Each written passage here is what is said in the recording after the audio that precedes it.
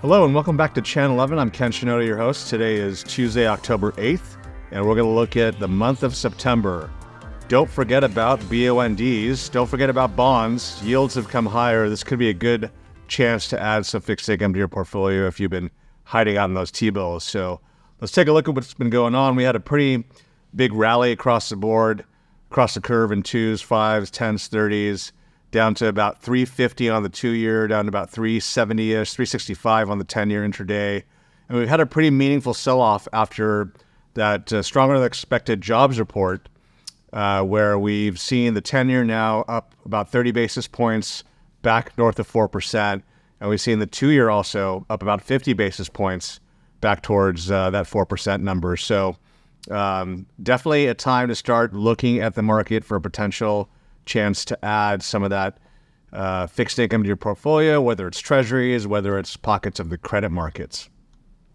So what's caused this? Well, we're starting to see, of course, with that positive jobs number, we're starting to see data surprise to the upside. We've looked at this chart over the past couple Channel 11s. This takes the 10-year Treasury yield here in the blue, and it puts that against the City Surprise Index, which takes a bunch of economic data and looks at the momentum. Is it improving? Is it getting worse? And you can see that after being kind of in negative territory for most of 24, it's flipped positive. And so you're seeing economic data surprise to the upside. This is why the market's repricing interest rates. It's not just a U.S. phenomenon. It is a global phenomenon.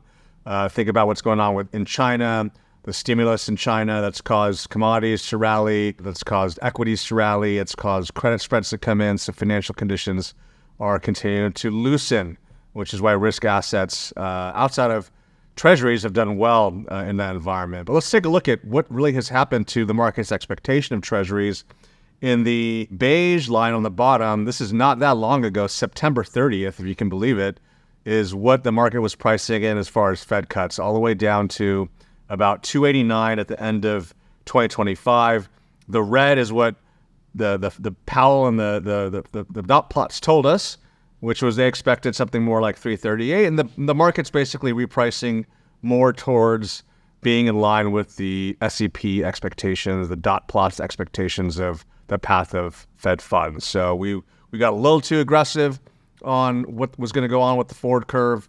We had Deputy CIO Jeff Sherman on. We talked about that last month. And I guess we were right in that the market was a little too bullish, and we've now retraced a lot of that rally more in line with what the Fed expects. So on the left-hand side, you can see 2s, 10s. We've given back some of the positive slope that we had. We've been inverted for many, many, many months. One of the longest inversions on history. We flipped positive to looks like something like 15 basis points or so, and now we're sitting at only 3. So kind of a flat curve, 2s, 10s. 2s, 30s doing a little bit better. Also, some retracement of that big steepening that we saw. Quite a wide, huge steepening from the deep depths of 2022, 2023 on 2s, 30s. Credit spreads have also come in. Here you can see year-to-date, spreads are basically in almost everywhere. Year-to-date is the dark gray, and this chart is kind of skewed by how well CMBS BBBs have done. If I took that out, you would see kind of a bigger divergence in some of these bar charts, but look at EM Corps down 50 basis points in spread. That's a big move in fixed income, down 50 basis points, as is ABS. CMBS AAA is down 38. High yield Corps down 28 after some widening earlier this year.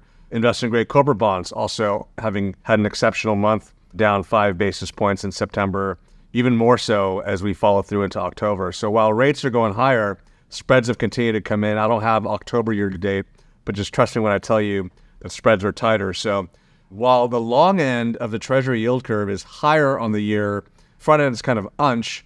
The spreads have come in a lot, and we've earned carry. So it's been a good year for fixed income. This looks at the month of September, which was a stellar month. We've given a lot of this back with the rate rise, but here you can see through the end of September, the high-quality parts of fixed income on the left, Treasuries, agency mortgages, playing catch-up. You can see investment-grade corporate bonds in the beige, kind of towards the right of the screen, also having a huge month, spreads coming in, and rates rallying up 580. The U.S. Ag through September up 520 has given a good amount of that back year to date. Now that we've seen a sell-off, but again, these are looking at September and year to date through September. So year to date through September, positive returns across the board. Risky credit has been the place to be still. It was a place to be the last couple of years, just really shorter duration, and we didn't see a recession. So while credit spreads widened in 22, they've recovered, defaults are coming down, and it's created some good returns for fixed income. The more credit risk you took, the more floating rate you had, at least until today, the better off you'd been. Now, the question is on a go-forward basis, how are those things going to perform? You know, we shortened our duration a little bit as we got down to about 370 on the 10-year, but we've had a pretty big move. So I think it's really time to take a hard look at bonds and maybe thinking about adding them back to your portfolio. This is a longer-term horizon. Let's not be too short-sighted. And yes, I know we've rallied off the highs of 470 this year. We're at 4%, but in the big scheme of things, we are still at very high levels in absolute yields going back over the last 10 years. So you haven't missed the opportunity. Yes, yields are not at their peak. Yes, credit spreads are tighter, but you got to think about the big picture. And if you haven't yet, you need to start legging back into these markets. You're never going to time the bottom, just like you're never going to time the bottom in equity markets. So I think this is a good time to start thinking about legging in more fixed income risk back into your portfolios. And here's where yields are. You can see that in higher quality fixed income, we're kind of in I would call it the 5% land, 5 to 550 yield on a core or core plus type portfolio, mixing together different pockets of the higher quality parts of fixed income. On the left-hand side, investment grade corporate bonds, kind of 4.5 to 5. In the middle, you have some of the securitized sectors, call it kind of 5 to 7. And then on the far right-hand side, you have EM, about 4.5 to 6%, depending what kind of credit risk you're putting on. Now we go to the higher yielding parts of the market, a wide variety of yields. You know, double B high yield, obviously much safer than triple C high yield. Why? Double B's yield 6 and triple C's yield 12.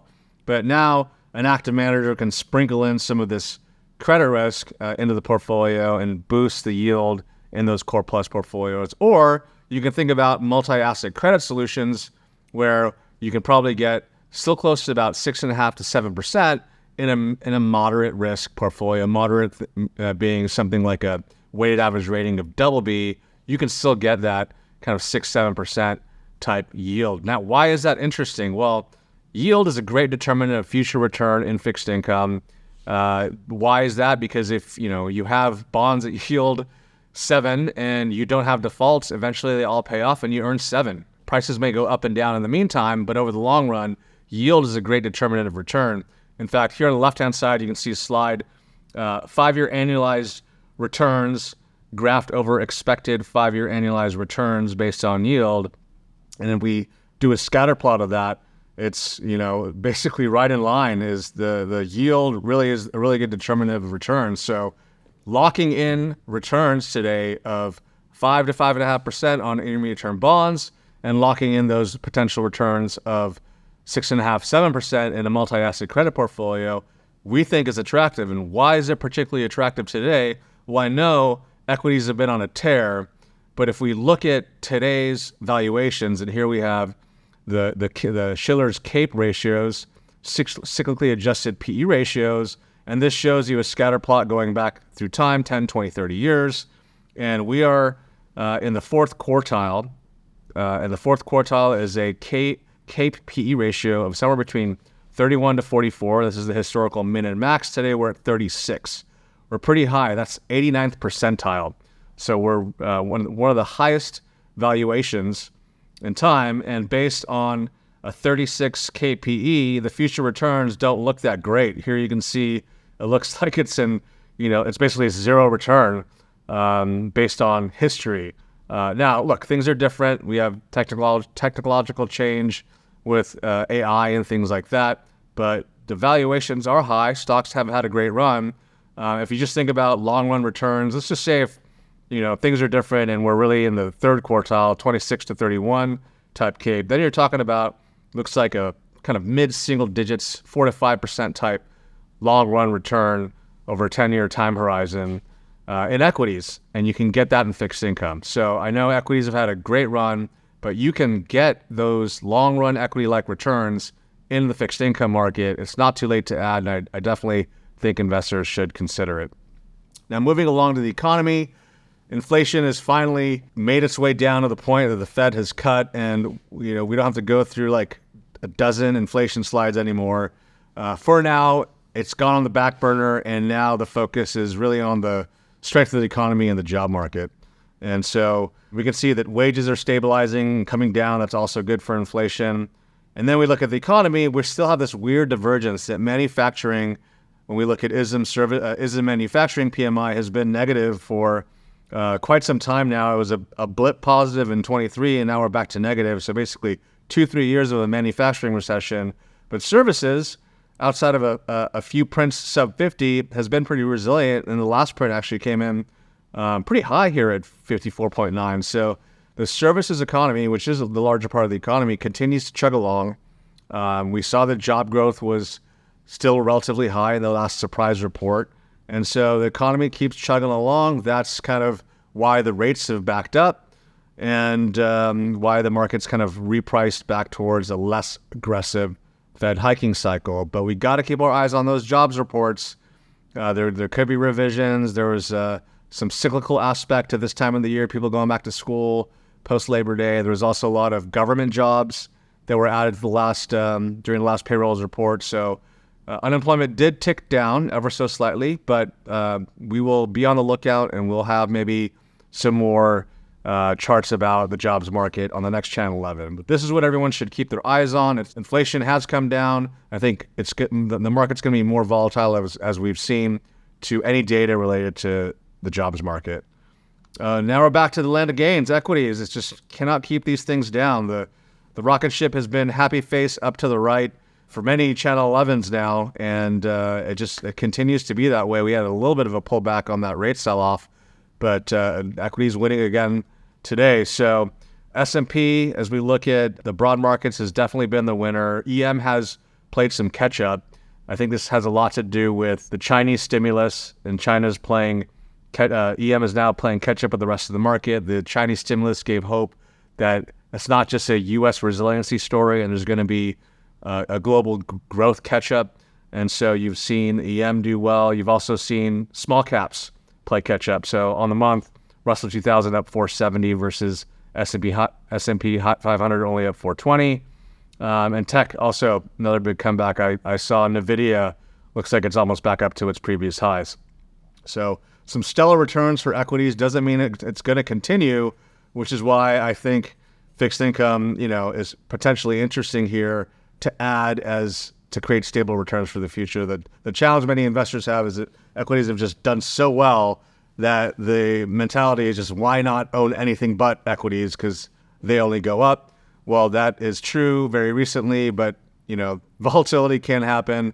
If you've lived through many cycles, you'll know that there are time periods where we don't see these kind of constant high returns in equities. And one day soon, I think fixed income will be an important part of portfolios going forward. Now, looking at the sectors and factors here, it's just the same things. The winners keep winning. Momentum, infotech, the winners keep winning.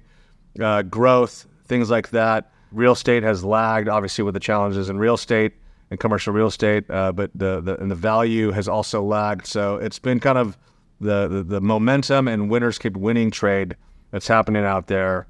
You can see this as you look at this chart that shows the kind of Mag 7 up at the top, and then the more equal weighted indices that are lagging. There was a brief moment where we saw a catch up in the middle of the year when we had that big sell off in tech, but tech has recovered now and continues to lead the way relative to those kind of more equal weighted ways of looking at the market.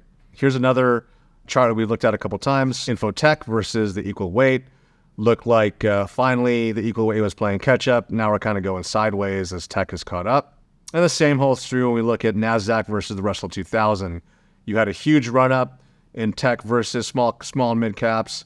Then you had that big sell off in tech, a rally in the Russell 2000, but now tech's making a comeback. So this is now kind of going sideways. But I got to tell you, it kind of worked like a charm. You got to this overvaluation level and you started seeing a pullback. So I guess the big question is this going to look more like 2001 and or 2021, or is this time different? I don't have a huge compelling view here.